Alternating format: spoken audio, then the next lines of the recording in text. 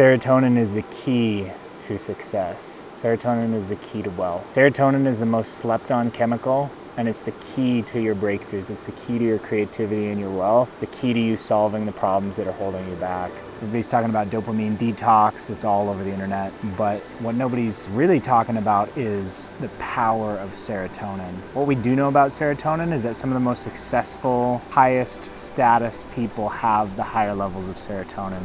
They learned this through studying lobsters and seeing that the highest status lobsters actually had highest levels of serotonin, whereas the lowest status lobsters, the ones that were subject to disease and some of the worst conditions and starvation and no mating rights, those are the ones with the lowest levels of serotonin. And so serotonin is actually synthesized more in men than it is in women, and it makes sense because it's the confidence chemical, it's the bravado chemical, it's the chemical that you get when you feel that game, when you feel that confidence, right? Self-confidence. And so serotonin is a very, very powerful chemical. The lack of serotonin in the brain can actually lead to psychosis. And what they found is that the majority of people who in these mass shootings or in these massacres were all taking serotonin reuptake inhibitors, which inhibit and release serotonin at an unnatural level, and then it actually burns and destroys the neurotransmitter receptors that allow you to uptake serotonin properly. And yeah, serotonin is a critical chemical for confidence. I'm just starting to notice from my own experience what serotonin is and what it can actually do for us if we choose to cultivate it. I remember in my teens and 20s, I was taking MDMA for just like a party and recreation thing, and I would always feel this incredible love and connection with my friends. Everything would make sense, especially like in the early days of taking it. You would just have these incredible epiphanies that everything was connected, that everybody was connected, and that everything was going to work out.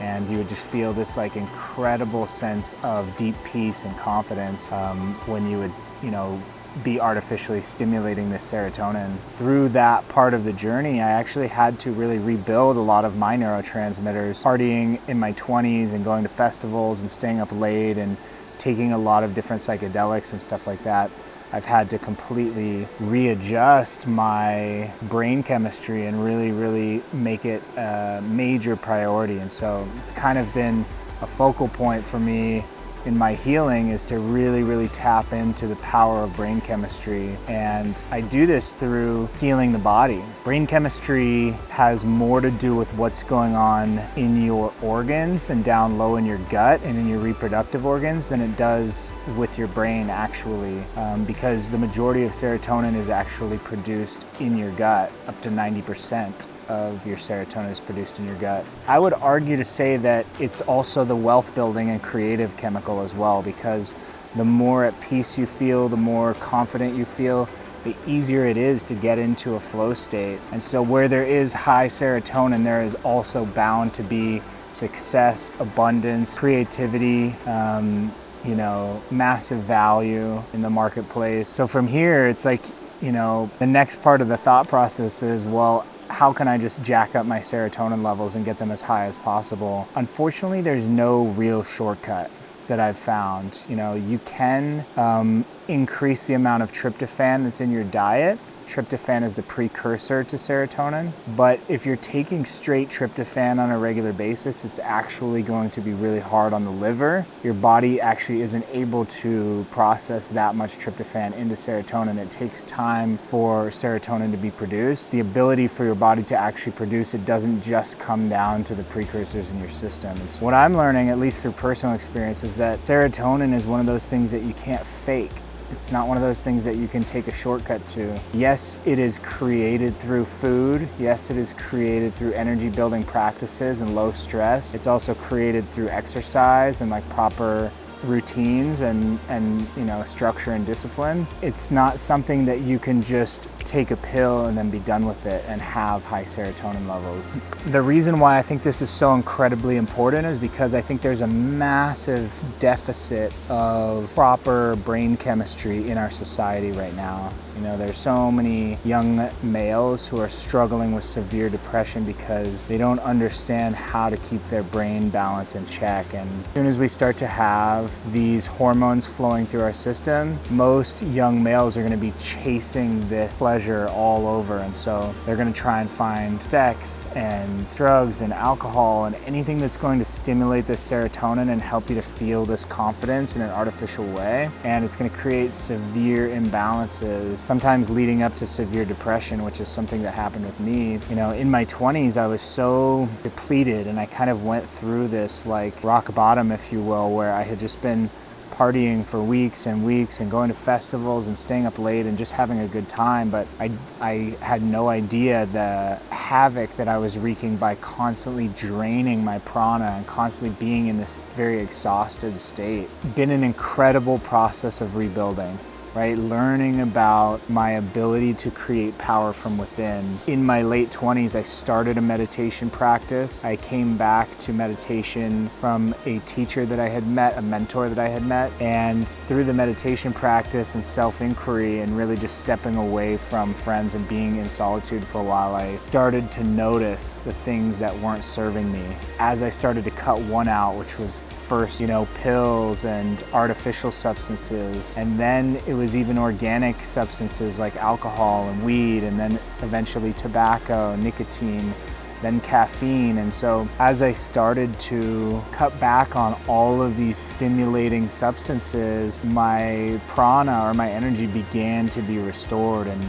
it's only now in my 30s, I'm 32 now, I am starting to feel that childlike creativity and that power and that energy coming back. It's just incredible. It's incredible that we can be creators, we can create our own reality, and we don't need anything outside of ourselves in order to really build that internal wealth. Once we start to build serotonin, once we understand what it takes to really build internal wealth, there's really no limit. You can purify your system, you can continue to stack serotonin, and it will actually build up in your system, and you will just have more and more internal wealth. I see serotonin as like this very, very fine gold substance. In Ayurveda, they say that it takes 100 drops of food to make 1 drop of blood. It takes 100 drops of blood to make 1 drop of semen, which is your creative life force. What's the number 1 neurotransmitter in your semen? Serotonin. Serotonin is actually the chemical that gets transferred to a woman and why they feel so elated after sex or any type of fluid transfer. It's one of the most powerful chemicals for connection, confidence. We as men create an abundance of it. It's something that we create over time. So if we can build the self-discipline, step away from sexual stimulation, stimulation from food, stimulation from substances, stimulation from alcohol, even overstimulating just from video games and overstimulating from overactivity and just being around people too often. If we can de-stimulate the nervous system, it's going to just continue to build up. It's fascinating the personal experience I've had, over the last 2 years. Through this meditation process, the meditation has allowed me to quiet the animalistic nature and start to nourish that needy part of myself. Meditation is the one thing that will nourish me and nourish my survival instinct from within. The process of practicing meditation is the one thing that's allowed me to transform. Along with that, it's different forms of renunciation. And so semen retention is one of the most powerful prana and serotonin building practices that I know of. From personal experience over training myself through semen retention over the last 2 years, I've noticed that every time I get over a month of semen retention, my voice gets deeper, my ability to sing, actually I can sing much higher octaves. I become way more confident in social situations. My eyes become just way more wide, and it becomes so much easier to focus on what other people are saying. My capacity for listening, my capacity for depth and openness and relationships becomes incredibly deepened. Whereas, if I have recently relapsed or I'm fresh out of, I notice that it's very, very hard to focus. Brain fog, exhaustion, and just cravings. You wake up and your animalistic mind is driving you to eat way more food than you need.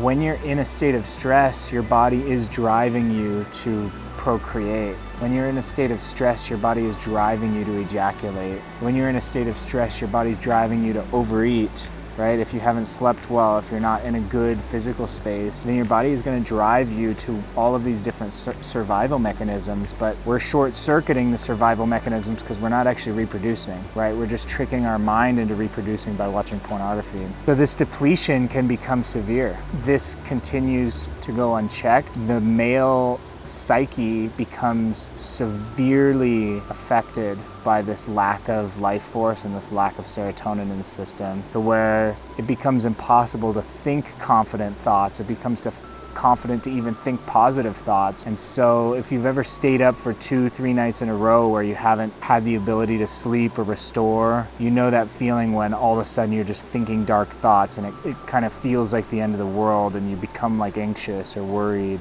That's the result of not having adequate levels of neurotransmitters. And just like anything else in your body, your neurotransmitters wear down throughout the day. And so taking time in the afternoon to practice meditation will allow your brain to restore those receptor sites and allow you to bring in more good feelings from your body. You know, a lot of people are in this kind of hustle culture and they believe that you just need to say, fuck your feelings. You know, I've heard that so many times, fuck your feelings. Don't listen to what your feelings are telling you. I can understand a certain level of truth because there's subtle nuance in all of these different truths. And I think that the truth that they're trying to express is you don't always have to give in to your immediate feelings. You don't always have to be the one that's not in control and just allow yourself to go strictly off of feeling, right? I think there's untruth in that statement of fuck your feelings, because your feelings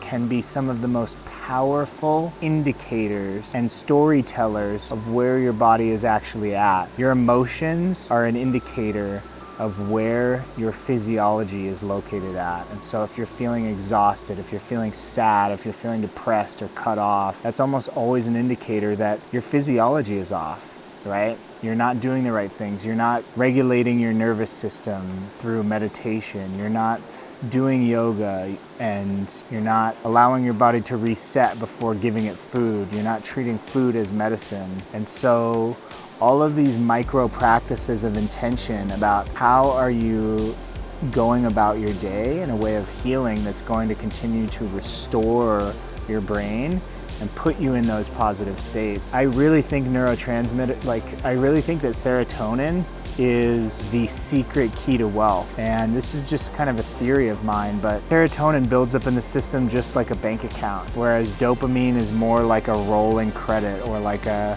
RAM file that gets released on demand to drive you to certain outcomes, right? And so dopamine is more of a pleasure response. Dopamine is more of a physical feeling of pleasure, like when we drink alcohol or when we have sex or whatever. It's like this craving gets satisfied, and that feeling of satisfaction is kind of the dopamine cycle. It's this craving of not enough, and then this feeling of sexual satiation or food satiety. So that is a process that we actually have to overcome. And as we continue to overcome that dopamine survival response that's driving us, what happens is the excess prana, or the excess life force, serotonin if you will, begins to build up in our system. What happens is it's just like a bank account. As the prana or life force gets higher and higher, you just begin to feel more and more creative, more and more energy, more and more confidence. You just begin to have all the things that you've been chasing all along, and they're starting to come from within. And so your ability to connect with people, make relationships, network with important people, your ability to speak on stage, have creative ideas, solve complex problems, somebody of the opposite sex, or connect with somebody at a very deep level. All the things that you're wanting are directly tied to your ability to build this internal wealth. This is, in my opinion, the key to true success, right? Building the wealth from the inside out, starting to create. Once you begin the journey of healing and you start to cut away the physical attachments to pleasure, all of that excess energy begins to build up in your system.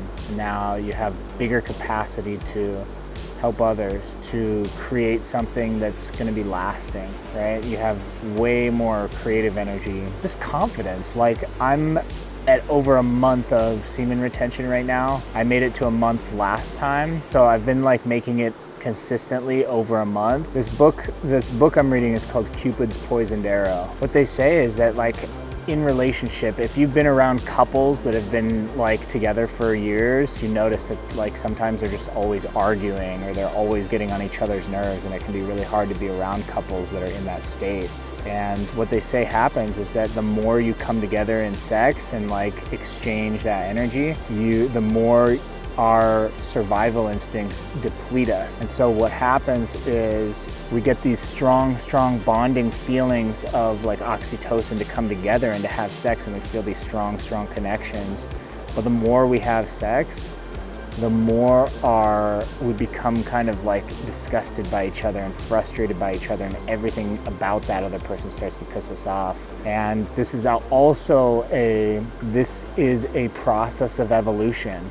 It doesn't make sense for us to just continue with the same mate, and so natural selection has designed it for us to basically procreate and recreate with different partners over time. I think it's really powerful to overcome a lot of those kind of like base urges. What successful people understand is that you have to be able to overcome and train those animal instincts in order to really reach higher levels. And so that's what this process is. It's the process of overcoming our animal instinct or our like animal driving survival factors, and starting to use our wise mind, our prefrontal cortex, in order to tap into higher level of wisdom. Yeah, serotonin is a secret, right? Serotonin is kind of like this unknown wealth building strategy, and just because we know the secret doesn't make it any easier to practice. The Buddha says all the work must be done by you alone. You're the one who has to overcome